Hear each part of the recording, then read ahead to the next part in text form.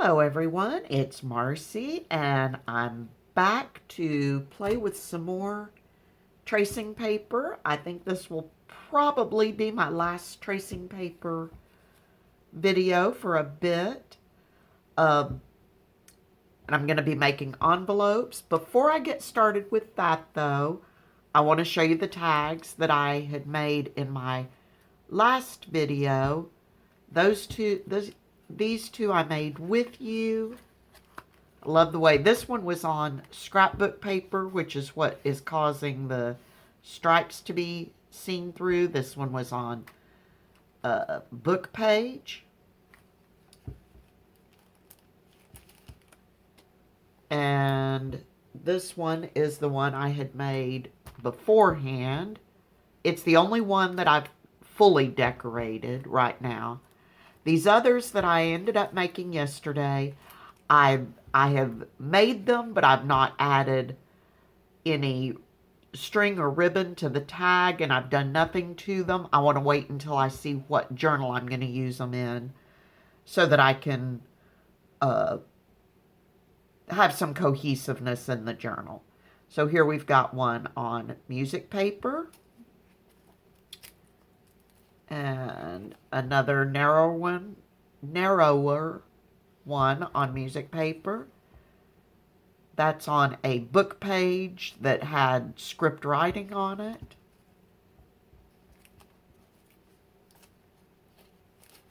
More book page.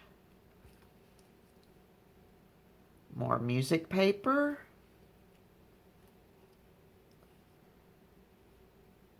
The script book page. More of the script book page.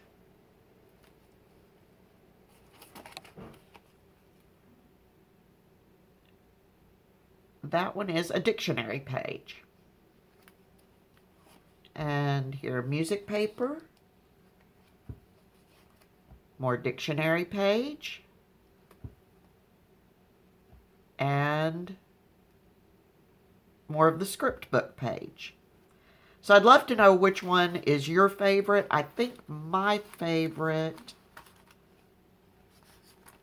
or favorites are actually these two. I love those. Anyway, so that's what I did yesterday.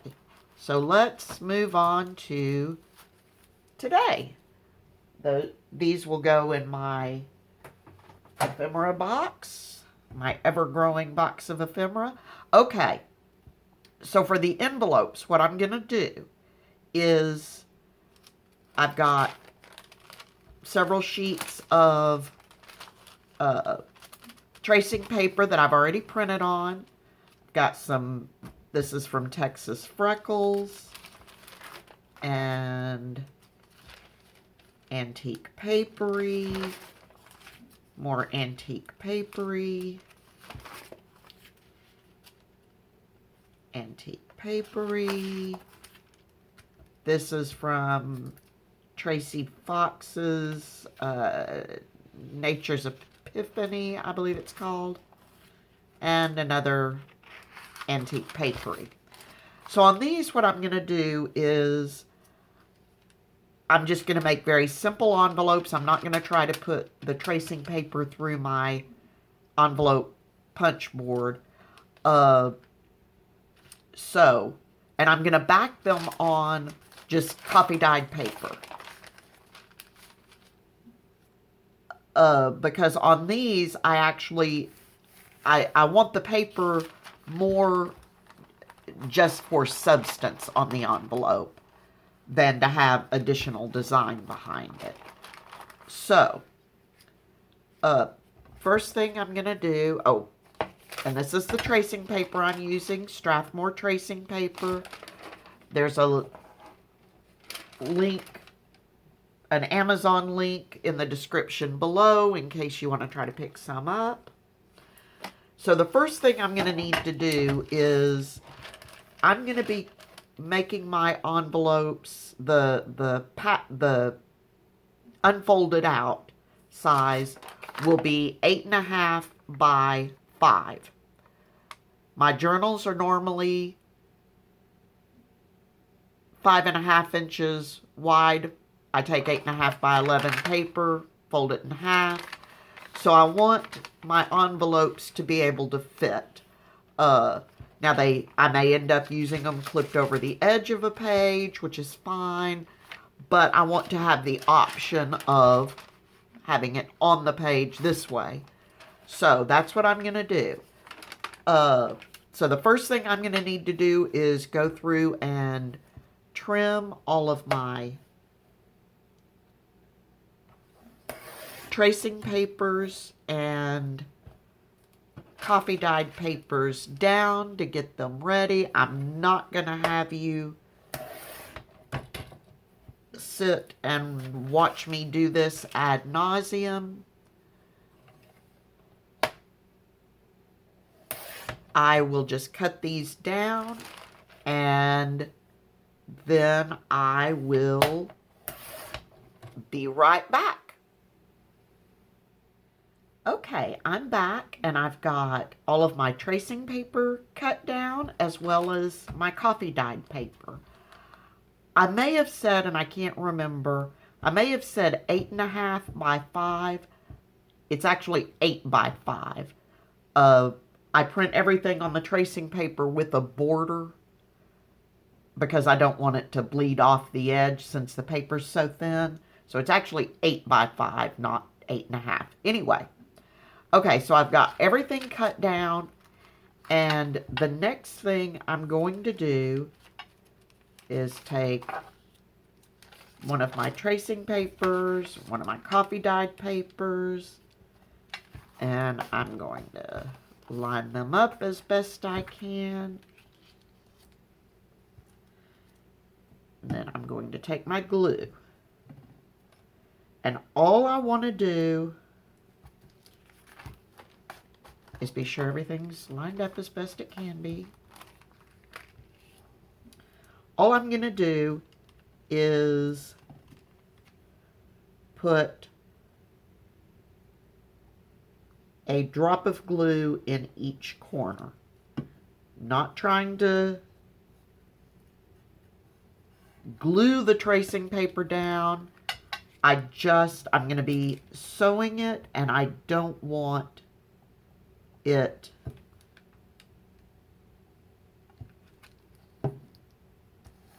sliding around as I'm sewing it. So that's all I'm going to do. Now I'm going to do that to each of my envelopes. And once I've done that, then I will go around each one and I will be sewing around the entire border. So I'm going to glue each one in the 4 corners just to hold it. And then I will go and I will sew around the entire perimeter of each one. So I'm going to do that, and as soon as I've got that done, I'll be back and we'll get to finishing up the envelopes. I'll be right back. All right, I'm back and I've got my pages sewn around. I used a zigzag stitch. I didn't want to use a straight stitch because it puts the holes a little closer together in a straight line, and the tracing paper is thin enough. I didn't want it to have the possibility of tearing away at the seam, sort of like a perforated pad. So I used a zigzag stitch and I made my stitch longer. So again, I have more space between, and smaller, so that it wasn't taking up too much of the real estate on my envelope. So I've got that done. And okay, so now the next step will be to take your envelope, and you have to figure out which way you want it to go. Like if I do mine like this, where it's right side up facing me, then on this side, you'll see everything's going to be upside down as it is there. Now it'll be right side up on this side. So if that doesn't bother you, then you don't have to worry about it at all. For me, it will bother me somewhat. So what I'm going to do is I'm going to put this side. I'm going to have my page upside down as it's facing me. Fold it this way and this way so that everything on this side is right side up. Now, what that means is everything on this side will be upside down. But if I'm placing it in a journal where I'm gluing it into the journal, then the back side won't show. And if I'm placing it on, say, the edge of a page, then it's going to be sideways anyway, so it won't really matter. So that's, I feel like I get a little more variation if I have it right side up on this side. So that's what I'm choosing to do. But you do whatever you want to do. Additionally, if you're new to junk journaling, I'm using tracing paper, but everything I've done here, you can do without tracing paper. The only reason I'm using the tracing paper is because that's what I'm playing with right now. You can also do it without sewing around the edges. If you're not using tracing paper, or you are using tracing paper, you can just glue all the way around the edges. Okay, so very simple envelope. I'm just going to fold up, and I'm not measuring this. Fold up one end. Then this side, which becomes my top flap, I obviously want it to come over this edge, but I want to leave a space. That doesn't look straight.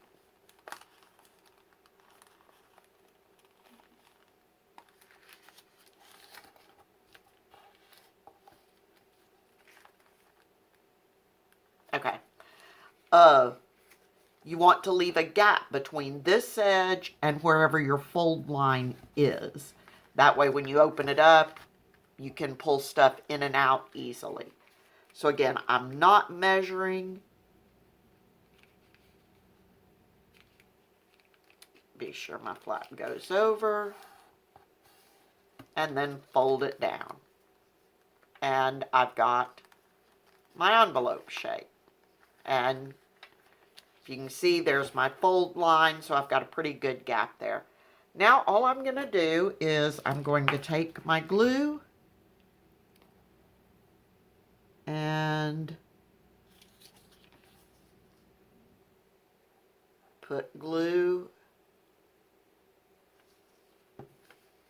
on the edges and put it in place. Now I'm using art glitter glue, which typically grabs and dries pretty quickly. If you're using another glue, like when I'm not on camera, a lot of times I will use my Aleene's tacky glue, just because I'm not trying to hurry. But you might need to sit here and maybe either clip it while it dries or something, just to be sure your seams hold while it's drying. Okay, so that's that. So do another one, and again, I'm going to want this side up. I'm going to turn it sideways. That makes it easier for me to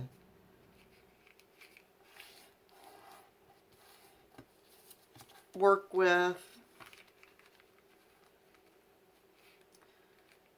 And We'll just do a few more of these, and then some of them I went ahead and did before I string alert, before I turned the camera back on. So, I'd love to know in the comments what you're working on today. As I'm recording this, it is Wednesday, and my town goes on official stay-at-home order at midnight tonight.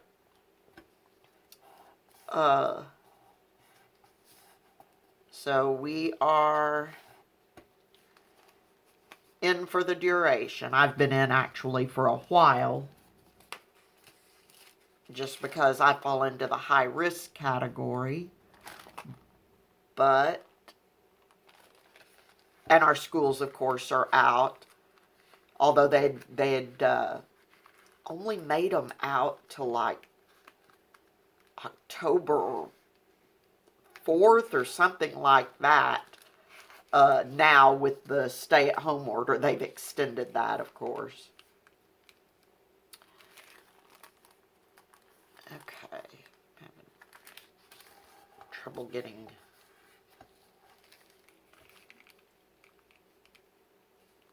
my straight. So, I'll be interested to see. I'm about half expecting,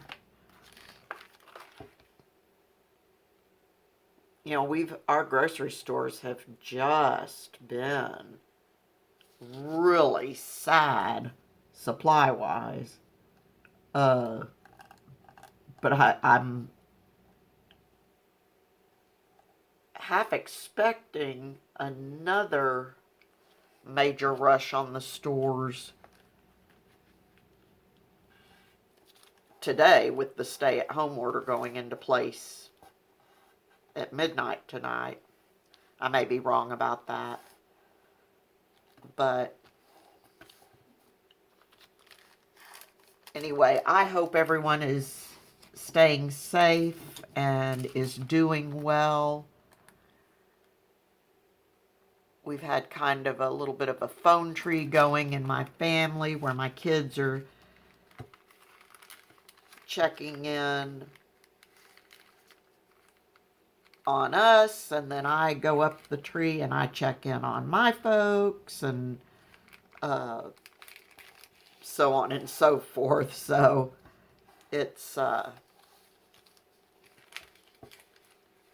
interesting time. I told my husband, I said, well, it's really a good thing that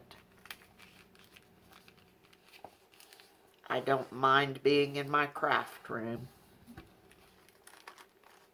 The hardest part for me will be that instantaneous urge I get to, ooh, I want to go check out Goodwill today.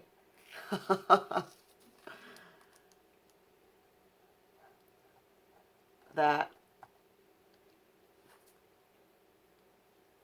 for me, will probably be the hardest part of the stay-at-home order, but if that's as bad as it gets, then I'm okay with that. Okay, so there's some envelopes, and let's see, so I've got these. These were using the Texas Freckles. I've got these that were using the Tracy Fox Nature's Epiphany. And then I've got these.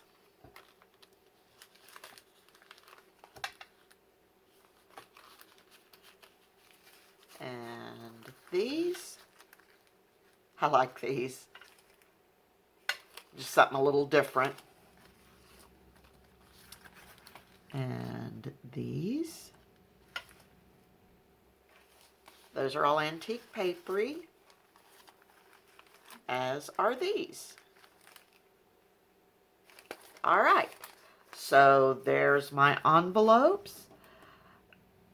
I appreciate you stopping and watching, And let me know if you think of something else you'd like to see me try with the tracing paper. Let me know down in the comments below. I'd appreciate it if you would subscribe and hit the like button. I think my next video, I had a viewer request to see how I made these little flip outs. So I'm going to work on those in my next video. And we'll see how that goes. And I'm also going to work on a video showing you what I'm working on in the evening once my husband gets home and I don't want to be in my craft room all night, but if we're sitting in the other room watching TV and visiting, what I'm working on while I'm doing that. So take care of yourselves, and I will see you in the next video. Bye-bye.